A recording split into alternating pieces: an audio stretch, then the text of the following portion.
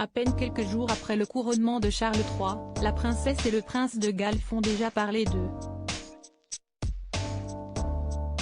Ils avaient déjà été critiqués pour leur retard lors de la cérémonie, qui a fortement agacé Charles III alors qu'il se trouvait dans le carrosse avec Camilla.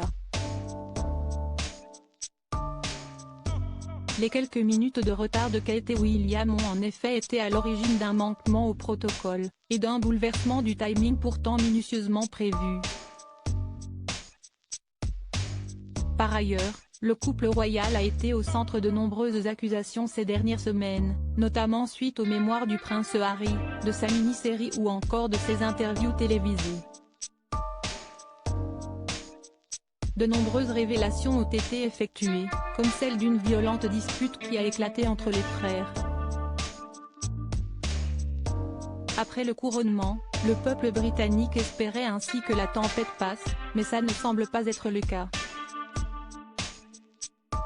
Dans un premier temps, nous avons appris qu'une femme de 81 ans est actuellement dans le coma après avoir été blessée par une moto de police. Cette même moto qui escortait Sophie, la duchesse d'Édimbourg. Mais en plus de ce drame, de nouvelles critiques ont été faites au sujet de Kate Middleton et le prince William. Sarah Vine quelque chose d'un peu trop lisse est la chroniqueuse du dimanche du Daily Mail qui a lancé les hostilités. Celle-ci a rédigé un billet sur la publication d'une vidéo officielle de Kate et William, trop hollywoodienne à son goût. En effet, la journaliste dénonce une mise en scène bien trop parfaite et scénarisée. Elle explique notamment que le couple royal a clairement volé la vedette de Charles et Camilla, alors que le couronnement était leur moment. Bien que Kate et William devraient rapidement arriver à leur place. Sarah Vine a ainsi donné son avis, sans langue de bois, si est charmant, et ils sont vraiment une famille idyllique, mais il y a quelque chose d'un peu trop lisse à ce sujet, une émission un peu trop politique.